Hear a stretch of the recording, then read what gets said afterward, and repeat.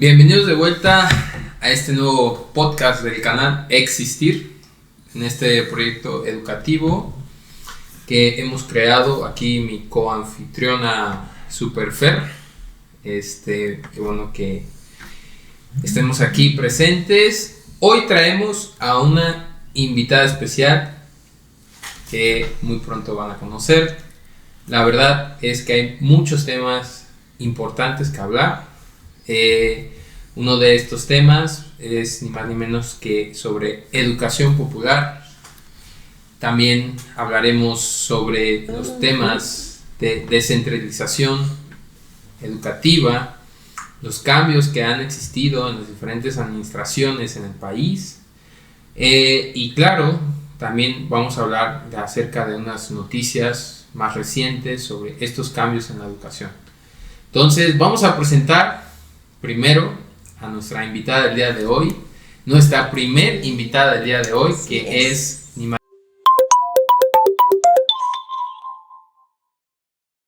ni menos que Leti.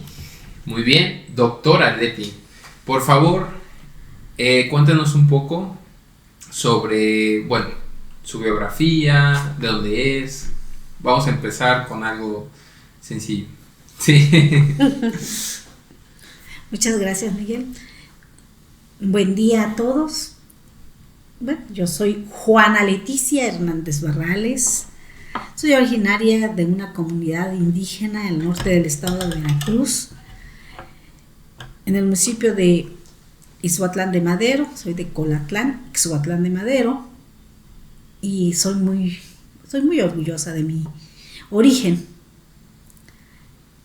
Soy profesora desde los 18 años. Estudié en una normal rural y de ahí, incursioné al magisterio,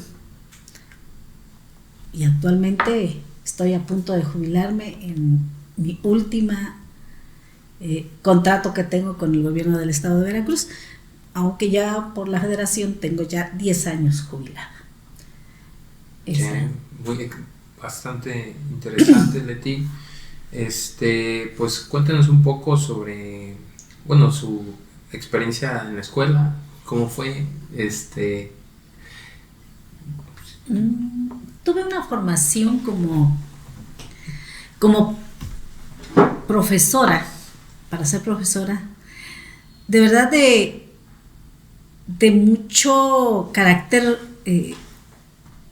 hacia la transformación de lo que iba a ser la sociedad. Siempre ese era el lema, ¿no?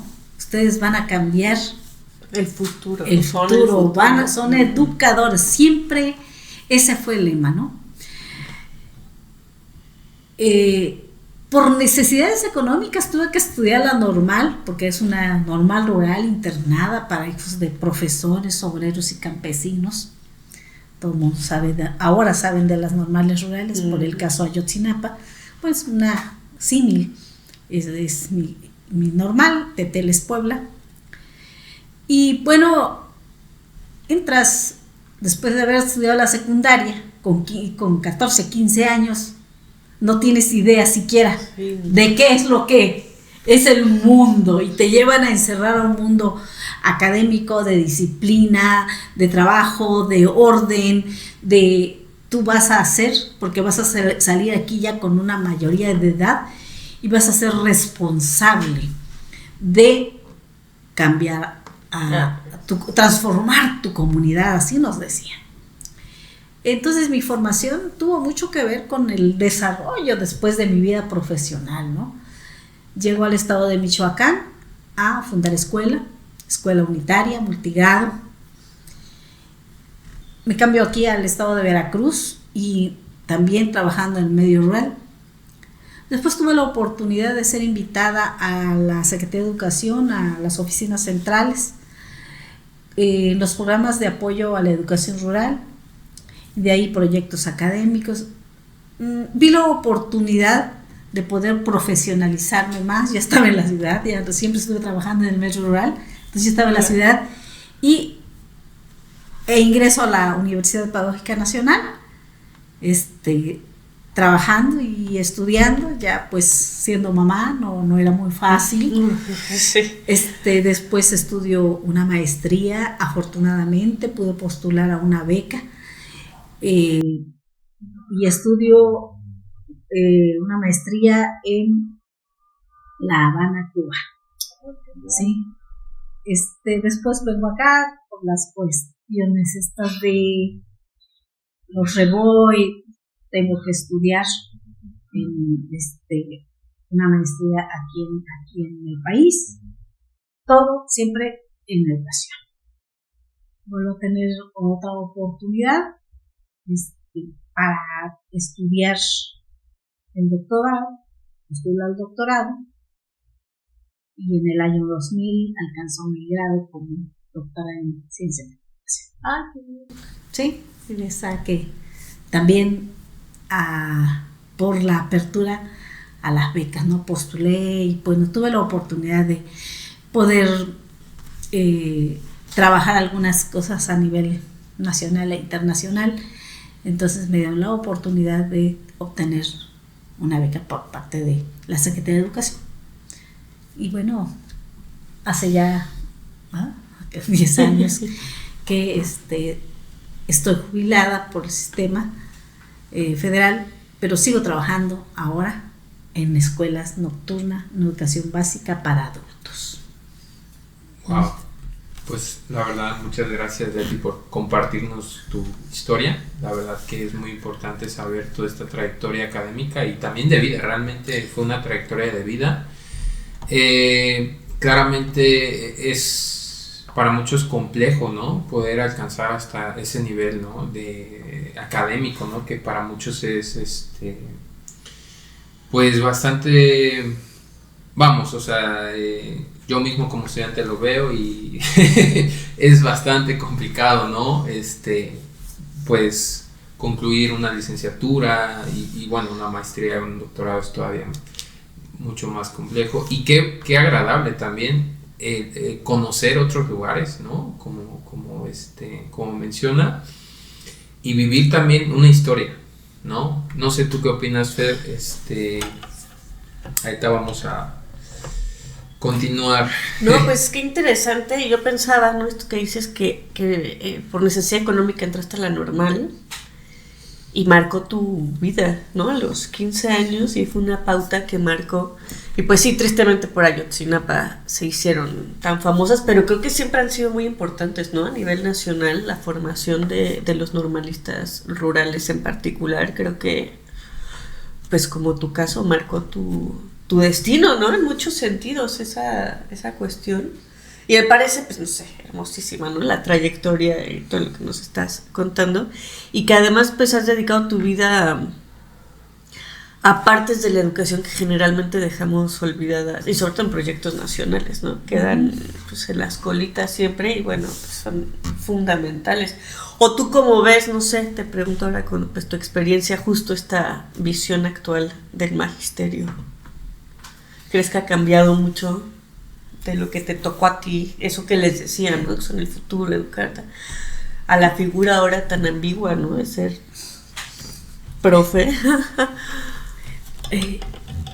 Justo creo que das un término muy ad hoc, ambigua. Hay una figura muy ambigua en el profesor actual, ¿no? Sí. Yo recuerdo, estaba yo en la dirección de educación primaria. No era ya, egresaban de las escuelas los primeros licenciados en educación, y habíamos, pues la mayoría, los normalistas. En ese tiempo, afortunadamente, ya tenía mi licenciatura en educación por la Universidad Pedagógica Nacional. Entonces llega un joven, dice, es que, y le dan su orden de presentación para que se fuera, no recuerdo, a la sierra de aquí del estado, y me manda a llamar en ese entonces el que era el director de educación. Dice, ven, y dije yo, ¿qué pasó? ¿Qué quiere, no? ¿Qué quiere el jefe? Llego y me dice, dígame usted, ¿qué ha estudiado? ¿Qué es usted? Le digo, ¿cómo que de qué se trata, no? Dice, sí, ¿qué estudió? La normal, a esta normalista, sí. Y además, ¿qué estudió? Bueno, también he estado estudiando la licenciatura en educación. O sea que también es licenciada usted en educación, maestro, ¿sí? ¿Por qué? ¿Ya vio? ¿Sí? ¿Y dónde empezó a trabajar? Le digo, pues en el estado de Michoacán, fundar o sea, dice, muy bien. Entonces, ¿por qué? ¿Cuántos años duró para que llegara aquí? No, pues casi 12, no, pues mucho tiempo. Bueno, no se vale que decir que porque usted ya tiene licenciatura y que fue el mejor promedio, no se quiere ir allá. Es allá donde lo necesitan. Y agarra y le da el documento y dice, tenga, si quiere su plaza, váyase, conozca su patria y haga patria. Entonces, porque creían que ya tenían una licenciatura en educación y eran el mejor promedio, podrían, pueden así destacarse.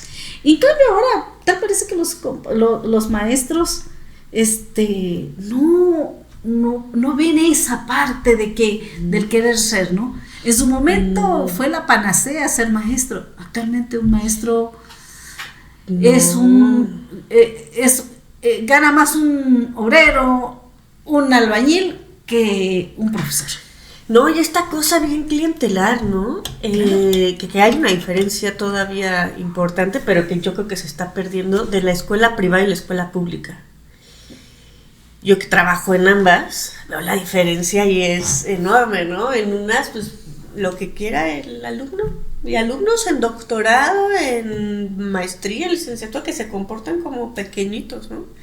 Y pues mis alumnos de la UNAM, con los que pues el rigor tiene, no solo yo me siento comprometida a ponérselo, sino que los mismos alumnos esperan ese rigor, ¿no? Pero pues poco a poco se va, pues esto es una plaga brutal que las universidades, bueno, no las universidades, escuelas privadas crecieron muchísimo.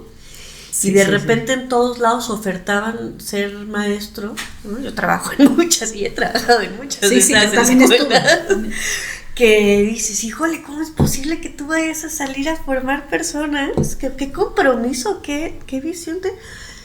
Pero pues el cliente lo que pida, ¿no? Y salen con grados y se creen unas cosas y te exigen unas cosas. Cero compromiso, lo que dices, y ahí me preocupa mucho, porque además pues ellos saben que son clientes y que si llegan los papás y les dicen tal cosa, ¿sí? Y eso se está extendiendo yo creo que mucho a la educación pública, ¿no? De repente muchas actitudes que tú dices, ¿qué pasó? ¿No? Es una situación muy, muy, muy fuerte, ¿no? Lo de la disciplina que nosotros antes decíamos, no, ahora no existe, ahora la razón es para el niño, para el papá. Hoy precisamente fui por mi nieta a la escuela, porque tenía dolor de estómago y me habla la mamá. Mi hija es profesora en esa escuela, pero también es mamá, ¿no? Entonces, incluso yo fui y mi nieta ya estaba en la dirección, ¿sí?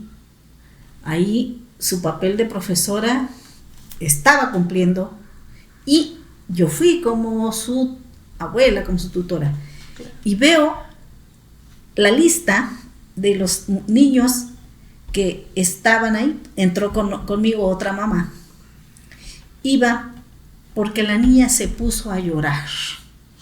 O sea, la mía era, o sea, el motivo, o sea, me leo todos los motivos. Dije yo, ¿qué hay que poner? Porque estaban atendiendo a la otra mamá. Se puso a llorar sin razón y estaba el maestro, dejando al resto del grupo, estaba ahí platicando con la mamá. Es que tienen que atenderla, que dije yo. Dice, es que sí, dice, es que ayer tuvimos una situación en la casa. Escuché yo nada más así, dije, no es mi tema. Pero veo, se cayó del asiento, motivo, y por eso se puso a llorar y se fue. Otra, dijo que le dolía la cabeza, por eso fueron por ella. Otro niño se peleó con un compañero, otro motivo, le quitaron su caja de colores. Dije yo, Dios mío, cuántas cosas con las que tiene que batallar el profesor. Ay, sí. Por esas cosas. Le duele la cabeza al chiquillo. Esos son los, de hecho platicábamos Fer, el podcast pasado, sobre ese dilema de los profesores, que a veces ni siquiera tienen ese tiempo como para centrarse, ¿no?, en el aprendizaje, en toda esa parte pedagógica como tal. Muchas veces el niño trae esas, pues, problemáticas y claro, hay que atenderlas, porque pues, primero está la salud y el bienestar de los niños, y claro, pero también se vuelve una carga bastante compleja para el profesor, porque estaba hablando que son bastantes niños, ¿no? Entonces yo pienso que es una cuestión de darle un valor mucho más al maestro, o sea, de que el trabajo del maestro es no solamente educar a un niño, muchas veces es cuidar al niño.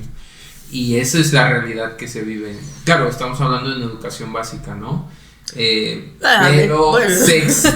Sí, uno pensaría, se extiende esa, vamos a decirlo, esa crianza muchas veces hasta bueno, no quiero ser malo con, pero realmente es un tema muy importante. No sé qué podemos decir. Pues no sé, fíjate que ahorita pensaba esto de, claro, como docente no solo enseñas cosas, ¿no? Muy a la Freire, pues no bancariamente no solo vas y les das contenidos. Sí. Pero creo que se confunde mucho el cuidar que los chamacos no se maten a que estar atendiendo a uno de manera personalizada. No, al mío háblale quedito, no, al mío por favor, no. Al mío le gusta que le rasquen la pancita en la tarde. Oye, no, pues no se puede. La chamba es otra, ¿no? Y bastante hay con lo administrativo que hablábamos la vez pasada, cómo poder usar la IA para disminuir la carga laboral de los docentes en mucho sentido, pero también pues darle este otro valor, ¿no? A inculcar valores, ver que no tengan problemas en casa. ¿Cuántas veces de verdad hay situaciones terribles en casa que tú como docente te enteras? Y confundirlo con es que el niñito se peleó, le quitaron sus colores, entonces detén todo y habla a casa porque el escuincle hizo un berrinche terrible. Y digo, espérame, no, yo ni me formé para eso, yo no quiero eso, yo no vine a eso. Y me pagan una miseria incluso, ¿no? Para lo que esperan que se haga. Yo digo, ¿en qué momentos? Por eso los maestros no se comprometen con los chamacos. La miseria de dinero que recibimos. Y lo que se espera que hagamos... No hay, bueno, yo digo que no hay forma para hacer todo, ¿no? Y pues muchas veces por el bajo salario, ¿cuántos grupos no tienes? ¿O cuántos trabajos no tienes que tener? Claro. Y bueno, si no, yo creo que es tiránico lo que ahora se le pide a un docente, como si fuera además una cosa de servicio, como si fuera un hotel, ¿no? O sea, llegas a un hotel y esperas que te traten de cierta forma. Exactamente. Pero la escuela no es un servicio, y creo yo que justo esta visión de la educación popular... pues atiende una población con unas carencias completamente distintas a las que este tipo de colegios y educación de modas quiere que pensemos que existen, ¿no? Nuestros problemas son mucho más complejos. Claro, para los que no conozcan el concepto de educación popular, es una corriente de trabajo pedagógico que ha existido desde los 50, pero se hizo más famoso en los 70s, ¿no? Con Freire, muy famoso en Brasil. Ahora sí, tocando la parte de experiencia, ¿no? Leti, ¿qué nos puedes comentar sobre esta parte de la educación popular? ¿Cómo se vive en la realidad educativa? ¿Realmente se puede prevenir esta educación bancaria? Yo creo que es la pregunta que nos hacemos todos los estudiantes. Y creo que la tenemos en la así como el tomar agua diario. Creo que quienes nos dedicamos a esta parte tan intrincada que es ser educador. La educación popular es para mí el cubrir o el dar a nuestros estudiantes lo que necesitan, más allá de un concepto de que si debe tener, como cuando te ponen a hacer un texto, sí, introducción, cuerpo, no, la educación popular es aquella en la que la necesidad del educando y del educador se compromete, se comparte, y entonces se deleita, porque yo tengo un deleite cuando yo enseño a mis estudiantes, y he trabajado desde la unitaria, que fue mi primera experiencia ya como docente, tener desde el primer grado hasta el 6º grado, ¿no? Fundando una escuela. Sí, qué maravilla. Que acabo de ir. En el puente pasado estuve allá, me encontré a mi alumna de primer grado, y al de 6º grado solo tenía 2 de 6º, y tenía 4 de primer grado. De ahí no recuerdo pero sí eran más de 20 niños de primero a 6º. Entonces esa parte de disfrutar la docencia, disfrutar el estar para mí esa es la educación popular. La educación popular es la que se siente, la que se vive, la que se hace, luego la que emerge. ¿Y qué pasa? Que tenemos una educación no emergente, sino de emergencia. Siempre. Sí. Tal parece que queremos cubrir solamente los baches. ¿Sí? O hay veces, ¿qué hacemos? Hacemos una carretera y le ponemos cemento y le ponemos cuanta cosa, hacemos la carretera, y ¿qué pasa?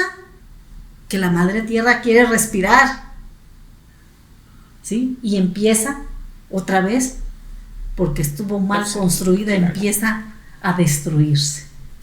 Entonces, la educación popular para mí es esa que se vive, la que se hace, la que cubre la necesidad del educador y del educando. Excelente respuesta.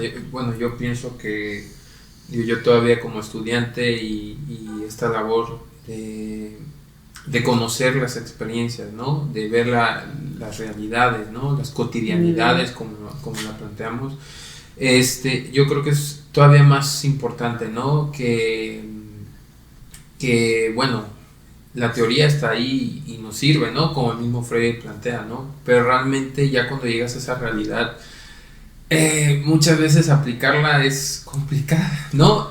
Y realmente no se trata, como menciona, de estandarizar, ¿no? Yo le pondría esa palabra, ¿no? De que hay que arreglar tanto a los educandos o al educador, sino más bien como acercarse a la cotidianidad de esa realidad, ¿no? Que viven por mucho tiempo los maestros. Y bueno, continuando con esta pregunta, Fer, tú como también maestra, ¿cómo has vivido esta educación popular? ¿Cómo la has experimentado, como menciona? Creo que algo aquí muy importante, ¿no? Que estoy muy de acuerdo con la definición que das, es que creo que la relación va cambiando mucho conforme vas trabajando con diferentes niveles educativos, ¿no? Porque sí, no creo que tenga que ver tanto la edad de las estudiantes, sino el tipo de conocimiento que se intercambia. Y creo que de repente hay mucho olvido de la educación popular en la educación profesional, ¿no? Como que en la universidad se vive de una forma muy distinta la relación con los estudiantes. Y más creo yo en mi caso que es educación a distancia, entonces que la relación con los estudiantes se siente rarísima. Despersonaliza. Ese acercamiento, esta parte emotiva. Exacto, ¿no? Sí. Sí, por completo. Y entonces ahorita que te escuchaba justo yo pensaba, creo que tiene que ir de ambas partes, o al menos en mi caso, en este momento, pues yo me siento muy en soledad, ¿no? Siendo profe a distancia, donde pues yo no veo a profes en el pasillo, yo no veo a mis estudiantes. Si hay un congreso, junta, lo que sea, pues si lo hacen virtual, que bueno, pues la mayoría de las veces no pasa, ¿no? Entonces de repente dices, bueno, es que no solo, o sea, yo pienso, así han de estar mis estudiantes, ¿no? La mayoría donde viven, pues son los únicos estudiantes universitarios en esa modalidad o ciertas circunstancias, ¿no? Yo pienso, bueno, la soledad que han de vivir esos estudiantes y cómo a pesar de estas situaciones, pues poder hacer comunidad, y es dificilísimo, ¿no? La mayoría de los profes o no están dispuestos o los estudiantes están en una lógica en la que de cumplir, ¿no? También. Claro. Y también los ritmos sociales, ¿no? Se vuelven una cosa muy Sí. de mucha demanda, mucha exigencia. Entonces yo pienso que como profe a distancia, justamente el pues que me importen mis estudiantes y tratar de hacer dinámicas de acercamiento es la forma en la que yo veo esta educación popular, ¿no? No tanto justo en la forma de compartir conocimientos, sino en la parte de demostrarnos de otra forma, ¿no? Meramente humana, y de demostrar que me importan y tratar de darles pues tiempo, pues los espacios que tenemos, ¿no? Que en mi caso es virtual, pues sesiones de Zoom y cosas así, porque pues sí, justamente la espacialidad es una cosa que creo que es muy importante en esto, ¿no? Entonces, entre que ya no necesitan cierto acompañamiento por los conocimientos, y entre que pues las dinámicas sociales son rarísimas, y yo no les puedo pedir que se conecten a fuerza, ¿no? No, claro. Yo no les puedo pedir que entreguen de cierta manera. Una de las cosas del Swagger es la flexibilidad. Claro. Y entonces, ¿en qué momento los conozco? ¿En qué momento conoces qué es lo que necesitan realmente tus estudiantes, ¿no? Entonces, en ese sentido, justo te escuchaba y yo decía, no, bueno, pues Sí, vaya que es Eso, distinto, eso ¿no? fue un lujo, ¿no? Es lo que te iba a Sí. decir, es un lujo la verdad, porque dices, ¿qué necesitan? Claro. Esa es la educación popular. Sí. ¿Qué necesitan? Puede haber una currícula muy hermosamente diseñada, puedes hacer toda una disertación didáctico-metodológica de cómo vas a utilizar, pero llegas al aula y ves, oye, hoy este niño viene sin comer. Exacto. ¿Sí? Sí. A este niño se rasca la cabeza, no porque esté pensando, sino porque tiene un montón de piojos. Sí, claro. Sí, los ves ahí. Entonces, dices, ¿qué pasa, no? Y pasa, dices, yo también he tenido la oportunidad de trabajar en niveles de licenciatura y posgrado, y justamente acabas de conocer una de mis tutoradas. Entonces, esa parte es lo que tú tienes, lo que dicen, no siempre lo manejamos así. En el preescolar, el niño va a socializar. Uh-huh. Llega a la primaria y hay una ruptura abismal, porque para empezar cambia el horario. Sí, las horas de clase, o sea, ahora el niño entra a las 8 de la mañana, ¿sí? Y se está hasta la 1 de la tarde. Sí. Y cuando acá estaba, o sea, le aumentan De así 9 a 12, de sí. cuando en julio estaba entrando, levantándose a esa hora, tiene su receso, ¿sí? Y en septiembre se tiene que levantar temprano. Sí, no, Porque él tiene que estar antes de las 8 y a las 8 ya sentadito con un maestro que le está viendo al frente y ya no hay juegos, ya no hay. Entonces se van rompiendo, cada tema se va desocializando, había un amigo que decía que se va desdibujando, sí. esa, y dice, bueno, vas formando las personalidades de diferentes maneras.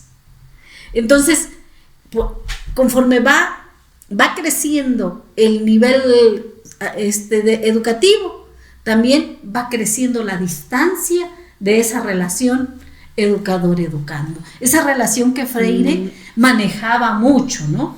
Dice, tiene que haber una relación simbiótica, decía él. Y yo creo que debería ser al revés, Claro. que mientras más conciencia tengas, vas creciendo, más debería ser fuerte la relación maestro-alumno.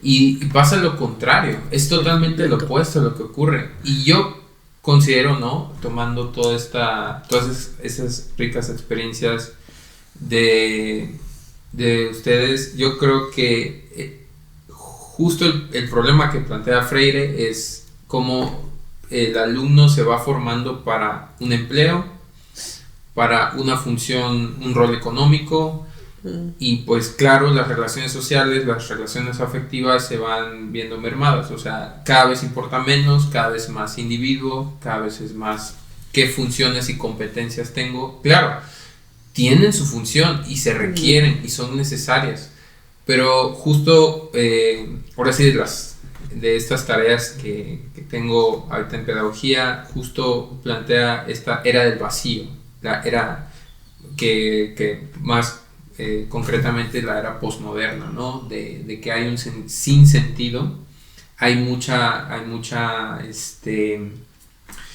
énfasis en el contenido, en lo que se aprende, cómo se aprende, como dice Leti, ¿no? Como que existe ya toda una estructura de método, de materia, de muchas cosas, ¿no? Mucho que absorber, realmente pocos recursos y a veces poco tiempo para absorberlo, que justo eso significa educación bancaria, ¿no? Como depositar, hasta rellenar como pollos, ¿no? Como pollos directo para ser consumidos, ¿no? Bueno, me gusta mucho esta película de Pollitos en Fuga, ¿no? Refleja mucho esta filosofía.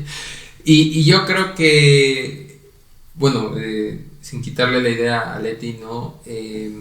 Se extiende, ¿no? Se extiende ya hasta niveles básicos. Lo que antes era más común verlo a niveles avanzados, ya hoy la educación básica también se quiere que el niño sea eficiente. No, y no solo eficiente, sino que justo ayer platicaba, ¿no? No sé si ya vieron esta serie muy de moda que se llama Adolescencia en Netflix. No la quiero ver. Y está, hijo, porque o sea, simplemente los cortos se me hacen fuertes. Sí. Y no lo quiero ver. Sí, no, y está justamente fuerte, ¿no? Que tiene que ver con esto que hablamos en el episodio pasado del cuerpo, que somos cuerpo.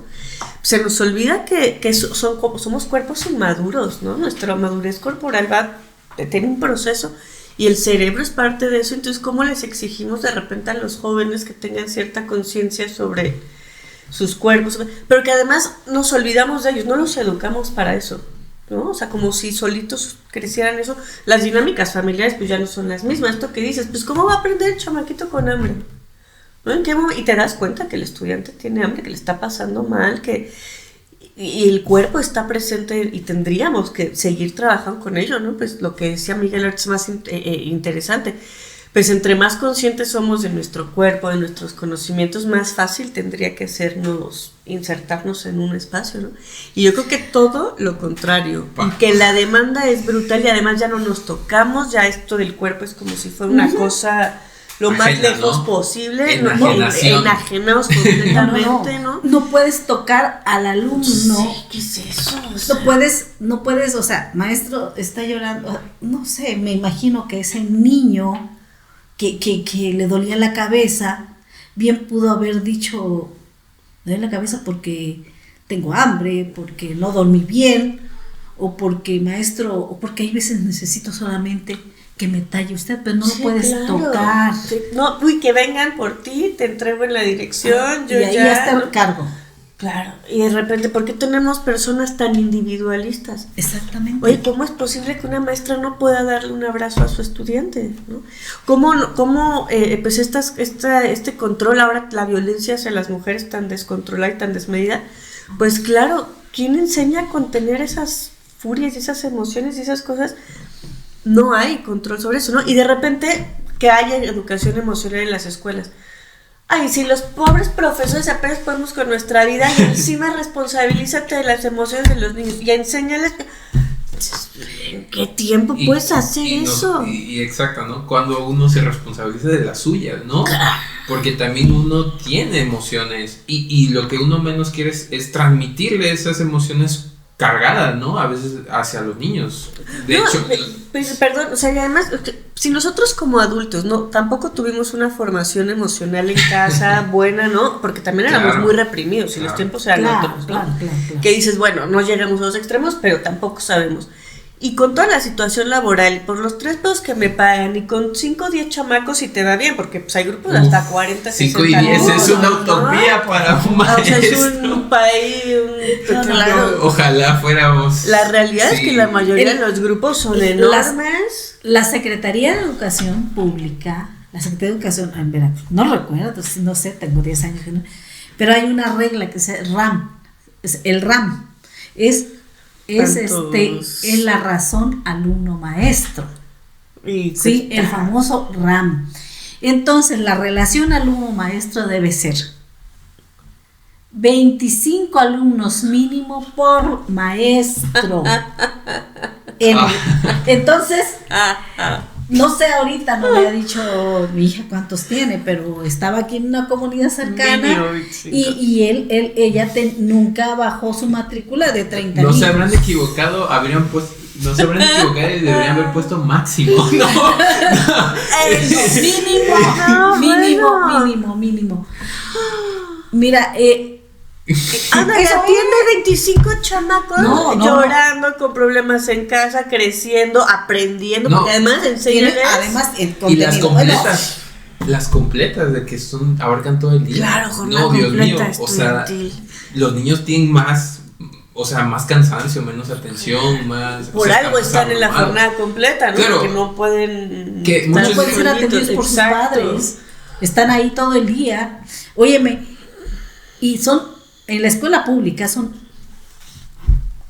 grupos de más de 25.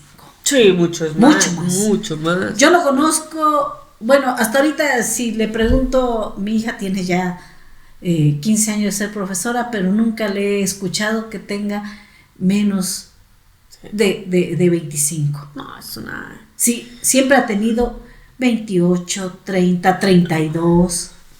Y se normaliza. Y yo me acuerdo que cuando iba en la primaria siempre éramos grupos de mínimo 30. Sí, claro. Mínimo. O sea, a mí nunca me tocó en ningún nivel, ¿no? Bueno, solamente al final en licenciatura, haber escuchado grupos de menos de 25. O sea, para mí eso es algo, pues es la normalidad, lastimosamente. Sí, claro. Yo en primaria, como mi apellido es con V, siempre fui mínimo el número 38 de lista.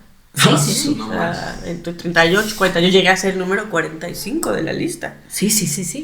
O sea, es una locura. Atiéndelos, enséñales, cuídalos, llena el papeleo, Sí, prepara clases y sigue tomando cursos porque no estás actualizado, ¿no? Por 3 pesos. Así es. Entonces eso pasa, ¿no? En la escuela pública. Vemos, en preescolar tal vez que yo no sé en qué momento crece tanto la matrícula en primaria y crece más en la secundaria, porque en la secundaria son 45, 50 por grupo. Y aparte luego, la peor edad. Y luego son 50 minutos reales que tienes que trabajar por cada asignatura los maestros y tienen que cubrir las horas que tengan y se van de un grupo a otro. Ay, sí, no, ya, oye, pero por además son unas cosas que dices, ¿en qué momento un docente puede saber qué necesitan sus alumnos? Si una colega mía, ya con doctorado, le ofrecían en una universidad privada, así como dices, de que asignatura, de lunes a sábado, 9,000 pesos al mes. 8 horas diarias. 8 grupos. Es un insulto. Claro. De uno, porque además otra cosa que pasa muchísimo, que también se olvida, a ti te pagan la hora frente a grupo, pero nunca es el trabajo hora frente a grupo. Siempre es el previo, el durante y el después. ¿Y quién te paga eso? Vamos, en la educación privada o a mí en la UNAM no me pagan eso, ni se considera, porque tengo entendido que en el CONALEP o en el bachilleres sí se les da a los maestros unas horas pagadas para calificar, ¿no? Curriculares, parece que le llaman de FC, algo así, ¿no? Algo, pero al menos en educación básica, no. Y ustedes hacen material. Es material que hay que sacar del bolsillo. Revisar cuadernos y ver que el niño puso la fecha, hizo el margen. No, bueno, a mí me pedían margen.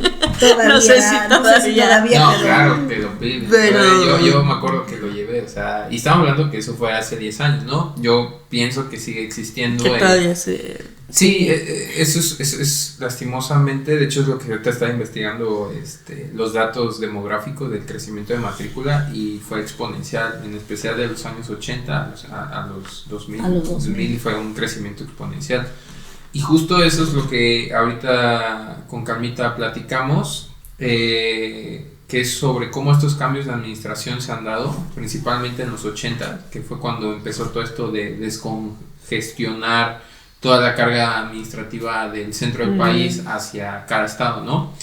Y la verdad que es un tema muy interesante porque, claro, se ve lo que pasa dentro del aula, pero fuera del aula, como dice Fer, es otra realidad, es otro trabajo que se carga el maestro y eso también importa mucho, ¿no? Porque, como dice Fer, pues realmente el maestro no tiene el mejor sueldo, ¿no? Y debería ser como en otros países, ¿no? Muy conocido Japón, el milagro finlandés, ¿no? Ay, Finlandia. Sí, Es lo peor, iba a decir Finlandia.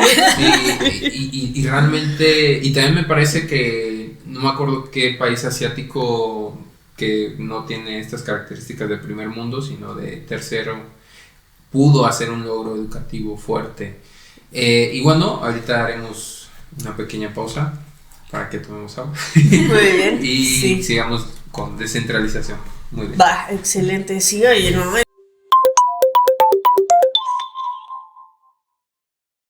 Hablar sobre el tema de la descentralización en México. Vamos a hablar sobre este proceso histórico muy importante. Para darles un preámbulo, históricamente durante el sexenio de Miguel de la Madrid, mi querido tocayo, fue cuando se hizo este proceso debido a una crisis económica. Ya sabes, aquí en México no hay crisis económicas, aquí siempre se vivió en crisis, entonces no hay crisis. Entonces estos procesos políticos que tienen mucho que ver con la escuela, que también es un aspecto que plantea Freire, ¿no? El politizar, pues realmente la escuela, la educación está muy inmersa en los cambios políticos. Entonces este cambio de administración, que aparentemente y pues de alguna manera sí sirvió, que fue primero desconcentrar y luego descentralizar, o sea, darle un poquito más de dirigencia a cada estado, ¿no? Que es lo que se entiende. Y bueno, eso es lo que dice la teoría, lo vamos a escuchar de la experiencia. Yo creo que Leti nos puede platicar un poquito lo que vivió. Es interesante, ¿no? Que dice, es la historia de México que todavía no está escrita, que tendríamos que escribir, porque hablamos de historia de México, estamos hablando de la historia de la educación de México y hablamos de esta parte de lo que sucedió antes de, ¿no? Y hablamos de Torres Bodet, hablamos de Vasconcelos, Torres Bodet. ¿Y qué pasa? Y ahorita me trajiste aquí Miguel de la Madrid. Híjole. Y Miguel de la Madrid vivió un proceso de la economía de nuestro país bastante fuerte. Y la educación es una política, es una de las, sí. es la política de las aristas más grandes, más fuertes y determinantes de lo que es la política en cualquier país. Sí, pues ahorita, ¿no? Sí, La sí. Sheinbaum iba perfecto hasta Uf. que se metió con el magisterio y... Un poder. No, y es Sí, que sí, sí, sí, están, pues claro, están en todo el país, tienen una fuerza y un brazo brutal. Claro. Hay que ver que la creación de la educación pública ya formal, con Vasconcelos en 1921, ¿no? Se da precisamente, es la fuerza, el nuevo ejército de México fueron Exacto, los maestros, ¿no? Herencia natural y cultural en mi familia, ¿no? De maestros. ¿Qué pasó en ese año en ese proceso de la descentralización de la educación, se llamaba el Acuerdo para la Modernización Educativa. Exactamente, que justo eso ya es como ya plantarlo bien, ¿no? El acuerdo de la Nacional de Modernización de la Escuela Básica, que fue en 1993 con Gortari. Gortari, pero antes, ¿qué fue el preámbulo? Mira, yo ingreso al magisterio en 1983. Sí. Y se hace una descentralización de los servicios, incluso así se llamaban, las unidades de servicios educativos a descentralizar. ¿Sí? Okay, eso. Así se llamaba. Eso no viene la Secretaría de Educación, las Secretarías de Educación en los estados, antes tenían una representación de cada de la Secretaría de Educación en cada estado, pero todo lo teníamos que hacer en México, ¿sí? Ibas a traer tus documentos a México, eso, y luego venías acá y había una oficina como de recepción, y de aquí te mandaban a tus diferentes zonas. Entonces, en ese trayecto se empezaban a perder muchas cosas, a diluir muchas cosas. Entonces el maestro que se iba allá a aquella comunidad, en ese proceso, ¿qué pasaba? No le llegaba su pago luego. Porque aparte todo físico, ¿no? Papeles, cheques, todo. acta y cajas y llévalo. Ahora todo con un clic subes a la plataforma, hay otras garantías. Pero en ese momento, y aparte pues hasta la Ciudad de México, ¿no? Era como, bueno, aquí a la oficina regional. Todo. Yo les comentaba, soy hija de profesor, ¿sí? Mi padre también fue formada en una escuela normal rural, en Champusco, Puebla. Entonces, él nos comentaba, ¿no? Todo lo que pasaba y decía a mi mamá que tenía que ir a México. Yo recuerdo cuando niña muchas cosas, todo se hacía en México. ¿Qué había entonces? ¿Qué pasa en el 82? Yo ingreso al servicio en el 83, ¿sí? Y es cuando no solamente existe una reforma de desconcentración de los servicios, de las unidades de servicios educativos a descentralizar. Porque primero fue lo administrativo, sí, o sea, la carga laboral, y ya luego fue esta parte se van de autonomía, ¿no? Que, pues, después de autonomía, pero en este momento va a ser una manera de acercar los servicios de administración a los maestros. Si me platicas y si me dices qué pasaba en ese momento, yo sabía de la situación de mi padre, y cuando yo entro dices, pues ya está más fácil porque ya nada más tienes que ir a la capital, ya no tienes que ir a México, ¿no? Decía mi papá, ahora ya solo tengo que ir a Jalapa, ya no tengo que ir a México, ¿sí? Y luego los supervisores decían, ahora ya nada más voy a entregar papeles, porque no eran documentos, eran papeles a Jalapa. Para el magisterio, en esas vivencias que tengo, en que yo era Nobel y mi padre que ya tenía un camino recorrido, podía yo comparar que fue allanar muchos pasos de la administración, ¿sí? ¿Qué pasa en ese momento? Yo entro, yo no sabía el valor de lo que tenía tener dinero, ¿sí? Porque venía de un internado, nunca había tenido yo eso.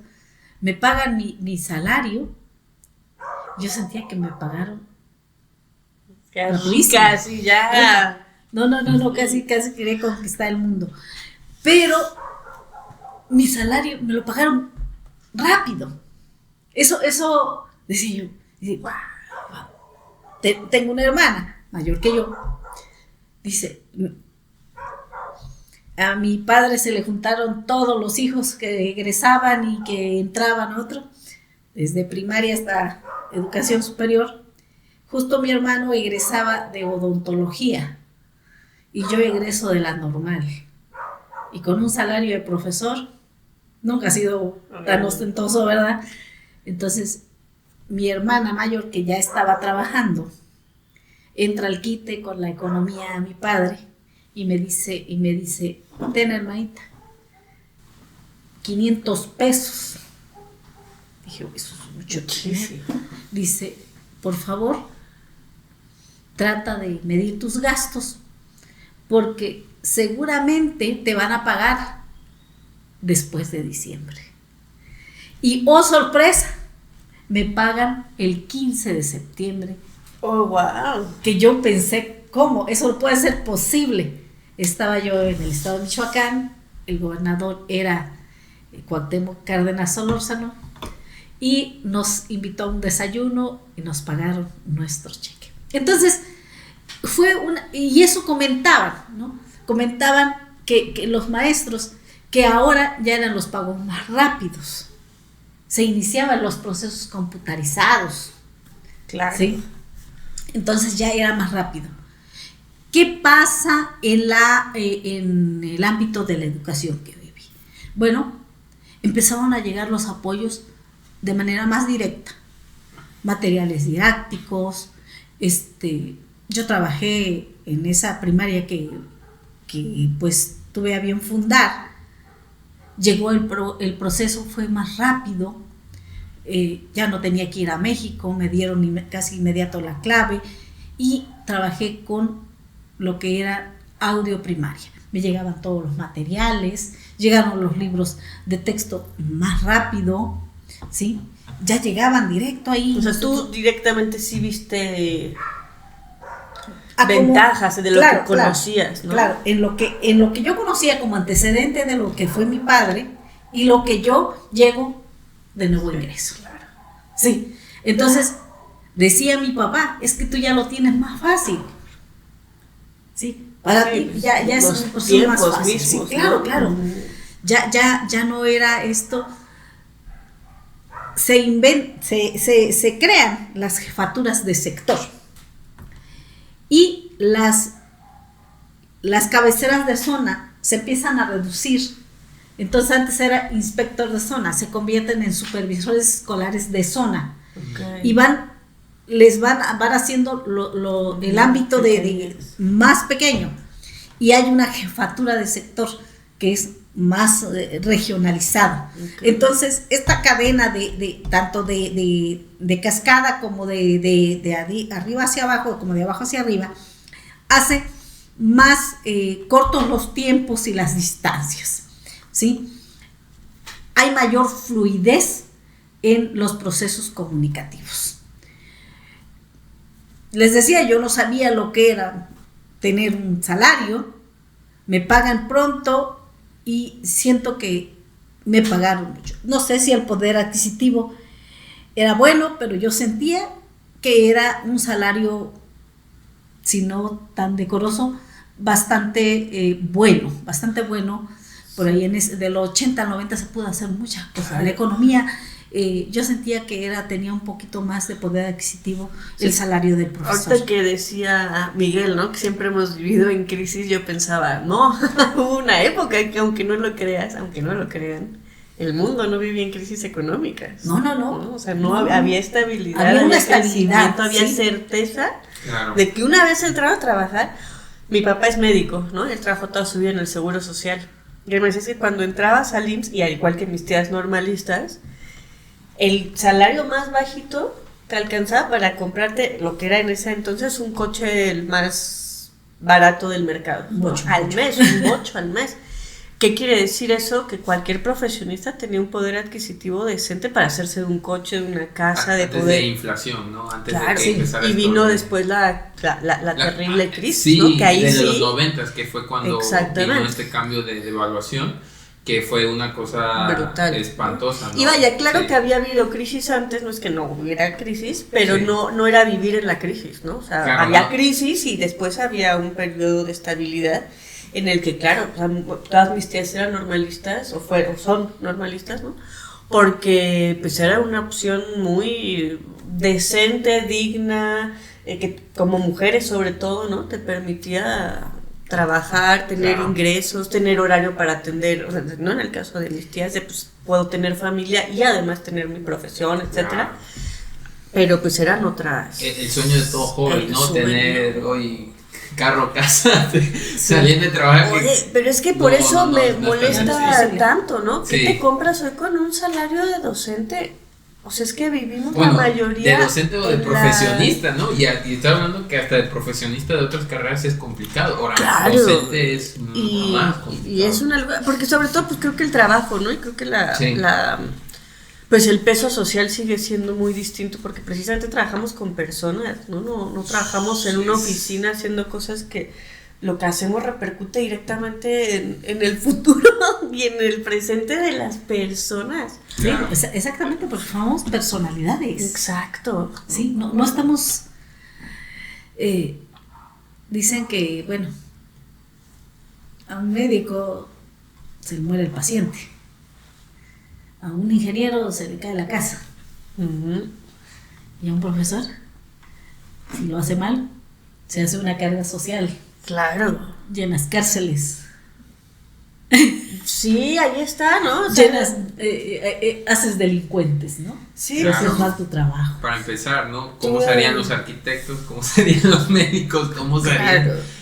Porque realmente, como dice Fer, y eso yo creo que es una palabra clave, ¿no? Trabajamos con personas y el peso que tiene el formar, ¿no? Esa palabra, ¿no? Que hay que tener muy claro, ¿no? Nosotros como pedagogos ver, ¿no? La palabra formación, y la palabra formación no solamente es instruir, no es dar instrucciones, es justo el ir dirigiendo a las personas, ¿no? De hecho, antes de entrar a la carrera, yo leía Juan Amos Comenius, ¿no? Y de ahí viene esta analogía del árbol, de cuando tú crías al niño, pues es como una plantita, ¿no? Y tú lo que quieres es que crezca hacia arriba, ¿no? Pero claro, o sea, esta visión se ha ido distorsionando por las mismas necesidades, que claro, o sea, los tiempos cambian. O sea, esa frase yo creo que ha sido como una justificación de decir, no, pues hay que cambiar la manera de producir, ¿no? Siempre esta palabra, producir. Y claro, la educación es muy noble. Termina siendo muchas veces lo que otros aspectos quieren, y cuando se quiere hacer las cosas bien, de vuelta ya no es tan sencillo, ¿no? Porque ahorita se hacen las cosas bien, o sea, se quieren implementar cambios en la educación, ¿no? La parte de educación popular, la descentralización, como menciona Leti, o sea, hicieron cambios muy buenos, pero sigue como que esta parte, yo pienso, ¿no? Como estudiante, viéndolo, ¿no? Desde la juventud, un sinsentido, un poco como flotando, como que siempre ha hecho falta poner los puntos sobre las IES, ¿no? Sí, exacto, sí. La descentralización, pues ahora sí que yo nací con ella en la profesión, ¿no? Claro. Y viví todos los cambios. Y la descentralización, la desconcentración, pues estuvo bien, ¿no? Tuvo sus buenas cosas. Hubo una reforma, fue la reforma precisamente a la educación normal. Fue cuando se implementa ya que fuera en licenciatura, que ya entraran con bachiller. Y pues dijimos, ahora van a ser más buenos los maestros. Pero sigue haciendo falta esta parte de la necesidad,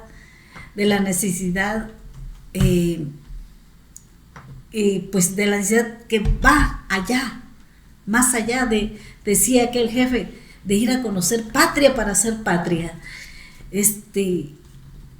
Esta parte de que yo sí me profesionalicé y tengo ahora un estatus y sigo viendo que los otros no han hecho nada.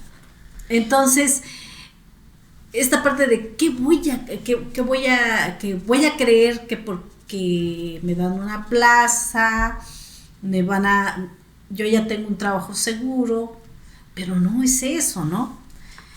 Se empezó a perder esta parte de la condición de saber educar, de sentir que uno se educa también, Sí. de que vas aprendiendo cada vez más, ¿sí? Cuando yo llego a Michoacán, decía yo, Dios mío, no sé nada. Les tengo que confesar, yo sí lloraba. No, pues cómo no, y aparte estás Sí, bien bien. chamaca, supongo, ¿no? Hombre, pues 18 años, yo sí lloraba y decía, creo que no van a aprender a leer mis alumnos. Creo que no están aprendiendo, y siempre tuve esa idea, digo, creo que nunca les enseñé. Idea que ya no tengo a partir del fin de semana pasado, porque ya fui y me dijo mi alumno, ¿cómo no me voy a acordar de usted si está usted igualita? Le digo yo, uy, pues, dice, pero yo aprendí con usted a hacer bien las cuentas y ya estaba grande, estaba ya en sexto. Y dice la otra muchacha, sí me acuerdo de usted mucho, maestra, porque sé leer y escribir, porque usted me enseñó. Dice, y le digo, qué bueno, Sí. qué bueno. Dijo, Sí. eso me hace sentir bien. ¿Sí? Claro. Me hace sentir bien, Vale. creo que no estoy tan mal. Exacto. Y bueno, la descentralización, pues fueron muchas cosas, como en todo, no todo es al 100% bueno, pero tampoco puede haber 100% Claro, todo. Hay pequeñas cosas. ¿Qué es lo que nos está haciendo falta? ¿Qué es lo que nos está haciendo falta en el rubro de la política educativa? Que tal parece que vemos y hacemos una vuelta a la hoja y ya no, y hacemos las cosas desechables. No tomamos lo bueno y no nos fijamos en la historia cercana. De acuerdísimo. ¿Sí? Sí. Entonces, no todo pudo haber sido malo, ¿sí? Y hubo otro tanto de cosas buenas, otro tanto. Entonces, si pudiéramos hacer una evaluación real de la política educativa y sus haberes, podríamos encontrar cuáles van a ser sus deberes posteriores. ¿Sí? Amén de quien esté en la presidencia, en la gobernatura, amén de nuestras autoridades, finalmente los educadores, los que estamos, somos quienes hacemos la educación, Claro. somos quienes determinamos las políticas nuevas, Claro. ¿sí? Somos la patria que hace la patria misma, ¿no? Y hemos perdido ese cauce, porque creemos que porque me aplaudieron mucho, Sí. ya lo hice bien. Sí.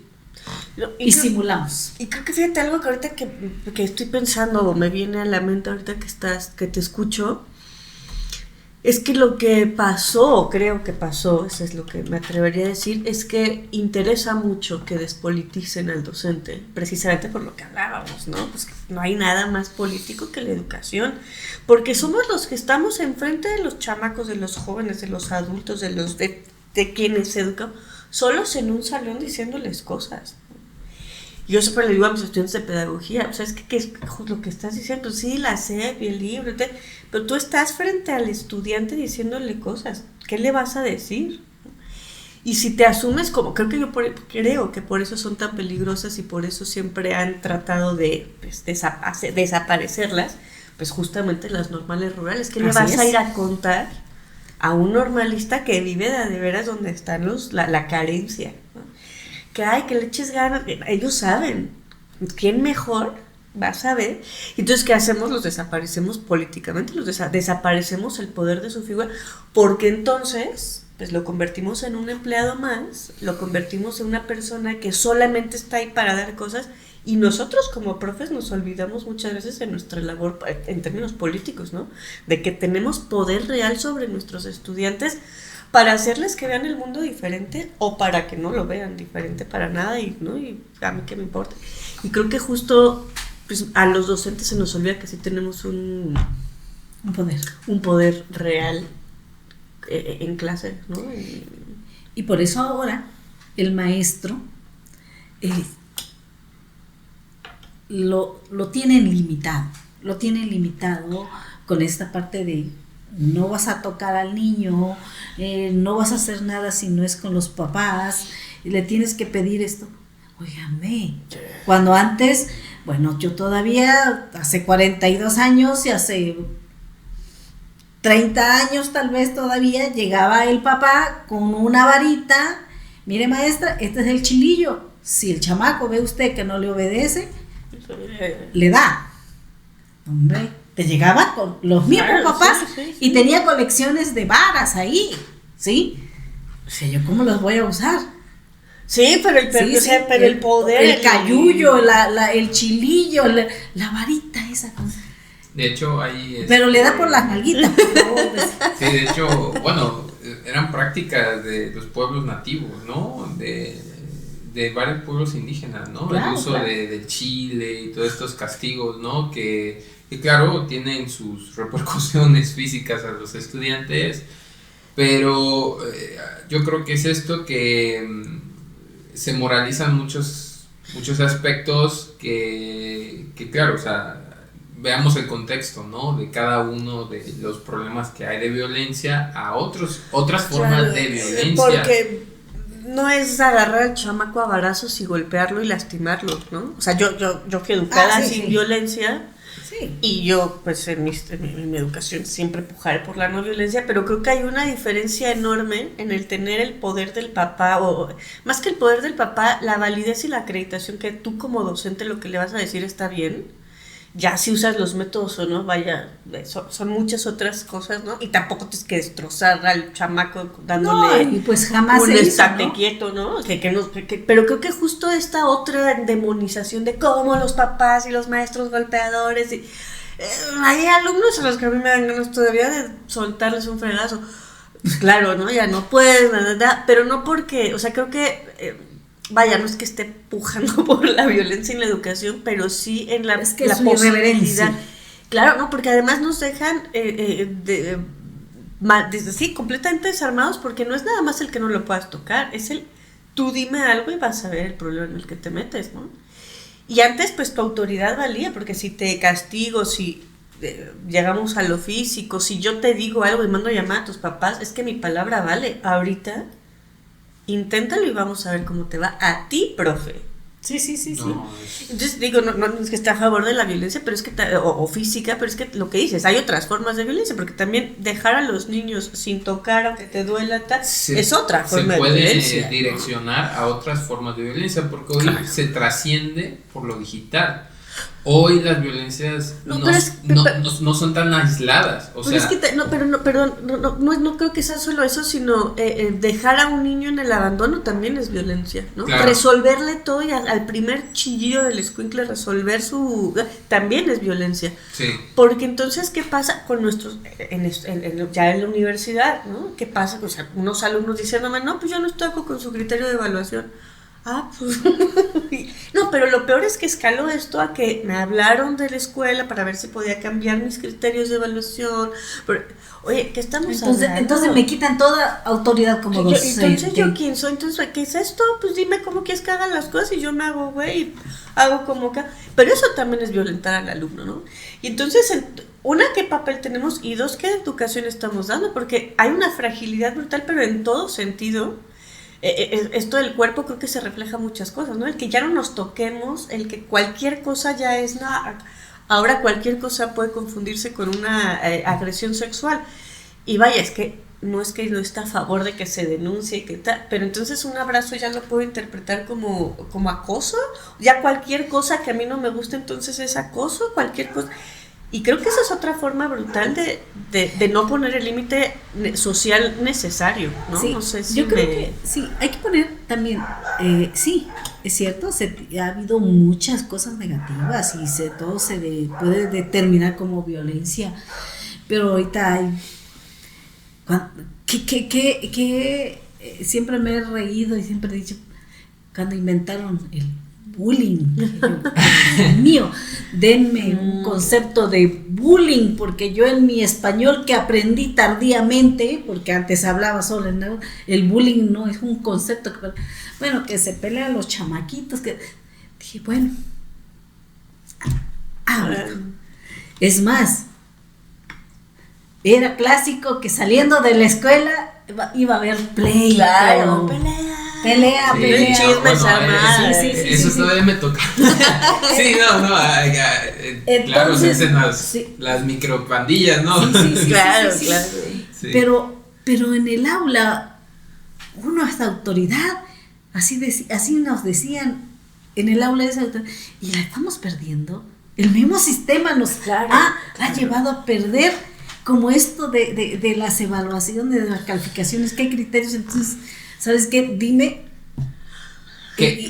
Lo que menciona, bueno, antes de pasar a ese tema, lo que menciona esto del recreo, que se peleaban los niños, todo esto que viene en el famoso currículum oculto, sí. lo que no están en los aprendizajes formales, ¿no? En el aula.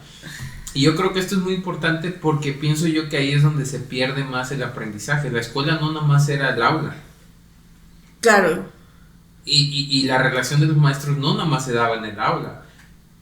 Y hoy siento o percibo, ¿no? Por lo menos en la educación la superior. Esto se ha mermado mucho. O sea, justo, digo, en línea esto es casi imposible, ¿no? O sea, si estudias en línea esto es muy poco factible, ¿no? Digo, afortunadamente hay casos raros. Digo, Fer fue mi maestra y también es mi tutora. Y la verdad agradezco mucho de esta experiencia, ¿no? Con ella, de poder compartir pues este tiempo, ¿no? Platicarlo. Pero esto es algo raro. y yo siento que un lujo que hoy en día muchos estudiantes no pueden tener, que es esta experiencia fuera del aula.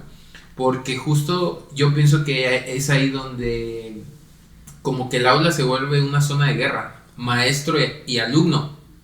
Pero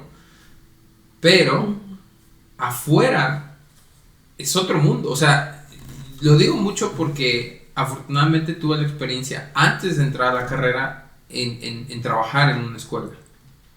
Y cuando yo fui, o sea, me tocó estar con psicólogas y me tocó estar con maestras normalistas.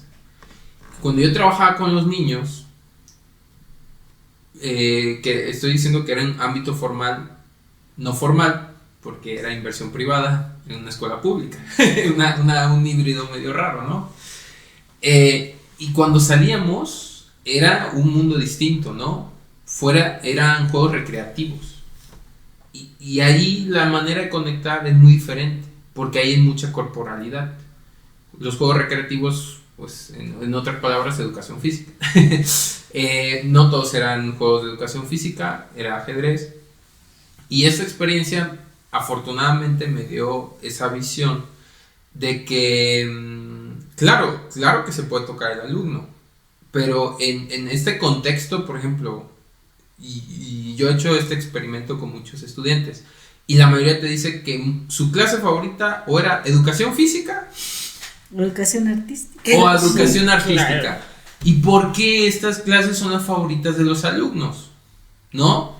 Pues que justo sale de la norma, sale de esta alternativa que muchas veces no es que haya esa relación con el maestro fuera de lo formal, sino que justo estas alternativas de aprendizaje, como es la cuestión de juegos recreativos con el cuerpo, o juegos de ajedrez, o juegos de artísticos. De hecho, también estuve con la maestra Guille en arte.